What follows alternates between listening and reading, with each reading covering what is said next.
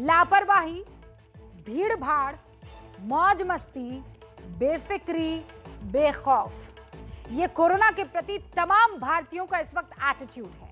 अभी भी रोज लगभग 40,000 नए केसेस आ रहे हैं। 40,000 केसेस रोज, 500 से ज्यादा लोगों की मौत हो रही है, लेकिन हम ऐसे लापरवाह और बेफिक्र बने हुए हैं जैसे कुछ हुआ ही नहीं। हमें लग रहा है कि अब तो वैक्सीन भी लगवा ली है, केस भी कम हो रहे हैं, अब कोरोना के कहर की खबरें भी नहीं आ रही हैं, तो फिर हम कोरोना की फिक्र करें तो क्यों करें? क्यों माने कोरोना के प्रोटोकॉल्स? 2 गज की दूरी क्यों है जरूरी? मास्क क्यों है जरूरी? हम क्यों मास्क लगाए?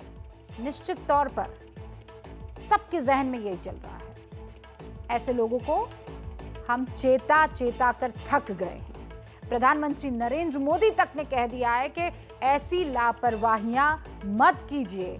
अगर अभी भी आप नहीं मान रहे हैं तो अब वर्ल्ड हेल्थ ऑर्गेनाइजेशन यानी WHO की तरफ से आपके लिए एक चेतावनी आई है और ये कह दिया गया है कि दूसरी लहर के बाद दुनिया में तीसरी लहर आ चुकी है और इसके सबूत तमाम देशों से मिल रहे हैं। शादियों में फिर से ऐसी ही भीड़भाड़ दिखनी शुरू हो गई है। यह बिहार का हाजीपुर है, जहां बिना मास्क के बाराती हैं, बिना मास्क के डांसर और डीजे वाले हैं। लग ही नहीं रहा कि कोरोना काल में यह शादी हो रही है। देश में सब कुछ सामान्य हो रहा है। एक और तस्वीर देखिए, ये लखनऊ है, जहां कांग्रेस की महासचिव प्रियंका गांधी पहुंची हुई है। लेकिन जरा भीड़ देखिए, कोई प्रियंका को देखने आया है तो कोई राजनीति करने, कोई तमाशबीन है तो कोई कांग्रेस का कार्यकर्ता। कुल मिलाकर भारी भीड़ है और चिढ़ा चिढ़ाकर जैसे ये कह रही है कि कोरोना वोरोना क्या होता है। ऐसी ही भीड़ से देश के प्रधानमंत्री भी डरे हुए हैं। आज फिर उन्होंने पूरे देश से आ रही भीड़ की तस्वीरों पर चिंता जताई। हमें लोगों को बार बार ये याद दिलाना है कि कोरोना हमारे बीच से गया नहीं है। हमारे यहां ज्यादातर जगहों में अनलॉक के बाद की जो तस्वीरें आ रही हैं वो इस चिंता को और ज्यादा बढ़ाती हैं। इसका जिक्र मैंने अभी नॉर्थ ईस्ट के सब साथियों से बात कर रहा था, उस दिन भी किया था। मैं आज फिर से जोर देकर के इस बात को दोहराना चाहता हूं। प्रधानमंत्री ने आज देश के उन 6 राज्यों के मुख्यमंत्रियों से बात की जहां सबसे ज्यादा केस आ रहे हैं। इनमें केरल, महाराष्ट्र, आंध्र प्रदेश, तमिलनाडु, कर्नाटक और ओडिशा के मुख्यमंत्री शामिल थे। इन राज्यों की समीक्षा में प्रधानमंत्री ने कोरोना की तीसरी लहर की आशंका जताई और इससे बच्चों को बचाने की भी गुजारिश की। बहुत जरूरी है कि जिन राज्यों में केसेस बढ़ रहे हैं उन्हें प्रोएक्टिव मेजर्स लेते हुए तीसरी लहर की किसी भी आशंका को रोकना होगा। साथियों, एक्सपर्ट्स बताते हैं कि लंबे समय तक लगातार केसेस बढ़ने से कोरोना के वायरस में म्यूटेशन की आशंका बढ़ जाती है। नए नए वेरिएंट्स का खतरा बढ़ जाता है। बच्चों को कोरोना संक्रमण से बचाने के लिए हमें अपनी तरफ से पूरी तैयारी करनी होगी। साथियों, हम देख रहे हैं कि पिछले 2 हफ्तों में यूरोप के कई देशों में एकदम तेजी से केसेस बढ़ रहे हैं। ये पूरी दुनिया के लिए और हमारे लिए भी एक चेतावनी भी है, एक बहुत बड़ा अलर्ट है। प्रधानमंत्री नरेंद्र मोदी जो बात कर रहे हैं वो डराने वाली इसलिए है क्योंकि दुनिया में तीसरी लहर की आहट सुनाई देने लगी है। कल ही विश्व स्वास्थ्य संगठन के महानिदेशक ने दुनिया को चेतावनी दी है। WHO की तरफ से कहा गया है कि दुर्भाग्य है कि हम अब तीसरी लहर के शुरुआती दौर में पहुंच चुके हैं। इसके पीछे मुख्य वजह डेल्टा वेरिएंट को बताया गया है और उसकी वजह से अब पूरी दुनिया में केस बढ़ रहे हैं। दुनिया के 126 देशों में कोरोना के केस बढ़ने शुरू हो गए हैं। 33 देशों में 100% से ज्यादा वृद्धि दर्ज की गई है। 30 देश ऐसे हैं जहां 50 से 90% की वृद्धि है।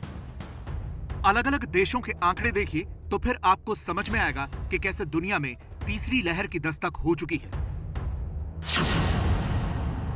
पिछले 7 दिनों में पूरी दुनिया में 33,76,000 केस आए हैं, जबकि उससे पहले वाले हफ्ते में 29,22,000 केस आए थे। यानी एक हफ्ते में दुनिया में 16% की वृद्धि दर्ज की गई।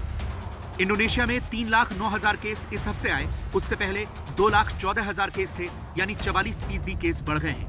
इंग्लैंड में 2,59,000 केस इस हफ्ते आए, इससे पहले वाले हफ्ते में 1,94,000 केस थे, यानी 33% केस यहां भी बढ़ गए।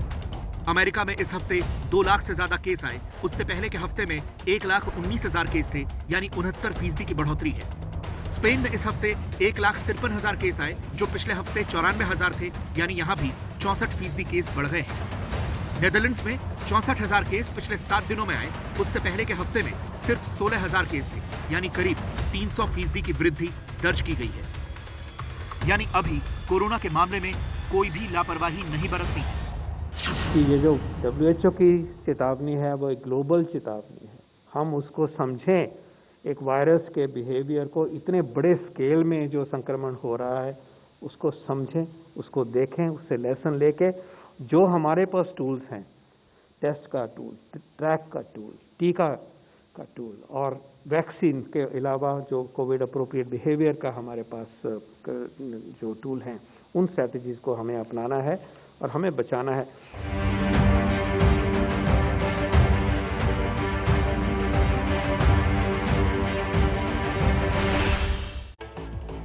देखिए, कोरोना की पहली और दूसरी लहर में भी ये ट्रेंड देखने को मिला था। पहले ये लहरें विदेशों में आती हैं, उसके बाद भारत को हिट करती है।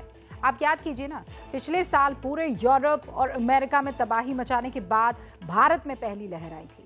इसी तरह से जनवरी में जब दुनिया के इन तमाम देशों में कोरोना की दूसरी लहर आई, तब तक भारत में स्थिति बड़ी नॉर्मल चल रही थी।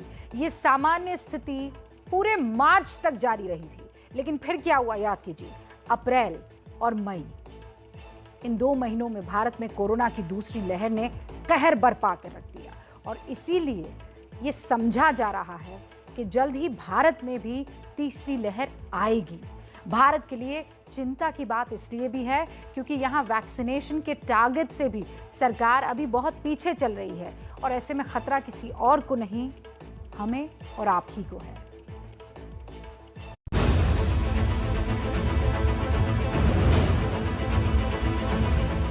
ये मध्य प्रदेश के छतरपुर जिले की तस्वीरें हैं, जहां वैक्सीनेशन लेने के लिए लोगों की लंबी लंबी लाइनें लगी हैं, लेकिन वैक्सीन ही नहीं है। अमूमन यही हालात देश के लगभग हर राज्य में है। हालात ये है कि यूपी के स्वास्थ्य मंत्री को केंद्रीय स्वास्थ्य मंत्री से मिलकर अपने राज्य के लिए वैक्सीन मांगनी पड़ रही है।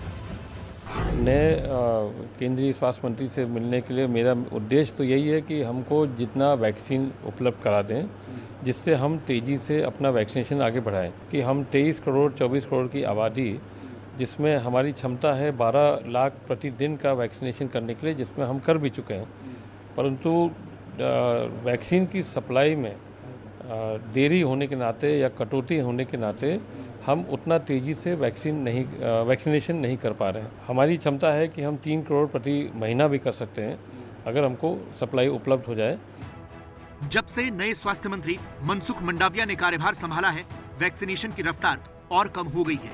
आंकड़ों से तो यही दिखता है। इसी महीने 1 से 7 जुलाई तक जब हर्षवर्धन स्वास्थ्य मंत्री थे, तो देश में कुल 2 करोड़ 81 लाख टीके लगे थे, यानी एक दिन में औसतन 40,14,000 लोगों को टीका लगा। लेकिन 8 से 15 जुलाई के बीच जब मनसुख मंडाविया स्वास्थ्य मंत्री थे, तो इन 8 दिनों में 2 करोड़ 68 लाख लोगों को टीका लगा, यानी एक दिन में औसतन 33,53,000 लोगों को ही टीका लगा। ये रफ्तार बहुत कम है, क्योंकि भारत का टारगेट है कि 31 दिसंबर तक 18 साल से ऊपर के सभी लोगों को टीका लगा देना है। लेकिन अगर इस स्पीड से टीके लगते रहे तो टारगेट पूरा होने में दिसंबर के बाद भी कई महीने लग जाएंगे। हम ये क्यों कह रहे हैं, जरा आंकड़ों से समझिए। देश में 18 साल से ऊपर के 94 करोड़ लोग हैं, इसलिए उन्हें टीका लगाने के लिए 188 करोड़ डोज की जरूरत होगी। लेकिन अभी तक देश में 39 करोड़ 53 लाख लोगों को टीका लग चुका है, यानी अभी भी 148 करोड़ 47 लाख डोज लगनी बाकी है। अब इसी रफ्तार से अगर चलें तो फिर 442 दिनों तक ये टीके लगेंगे, यानी देश में सभी बालिग लोगों को 30 सितंबर 2022 तक वैक्सीन लगेगी। लेकिन अगर भारत को 31 दिसंबर 2021 तक टारगेट पूरा करना है तो हर दिन 88 लाख डोज लगानी होंगी, जिन्हें लगाना संभव नहीं लग रहा। ये जर्नी है, उस जर्नी पे हम सब मिलके चल रहे हैं, इंडस्ट्री भी, जनता भी, सरकारें भी, राज्य की भी और यूनियन गवर्नमेंट भी, उसके ऊपर मिलके स्टेडीली हम चल रहे हैं। और आप ये लेके चलिए कि जो रोड मैप हमें दिखाई दे रहा है उसमें प्रोडक्शन हमें पूरी उम्मीद है कि वो हो पाएगी। उसमें सब तरह से मदद करी जा रही है, फैसिलिटेशन करा जा रहा है। Several things are also well known to you, I don't want to repeat, हमने यहाँ से भी कही है। बी रेस्ट एश्योर्ड, सपोर्ट करिए कि हमारी प्रोडक्शन, हमारी इंडस्ट्री कर पाए, क्योंकि कभी कोई थोड़ी टेक्निकल ग्लिचेस आ जाती हैं, उन्होंने सॉर्ट आउट कर ली हैं।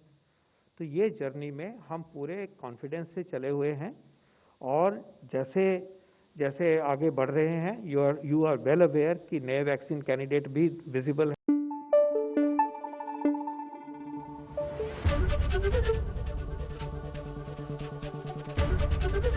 एबीपी न्यूज आपको रखे आगे।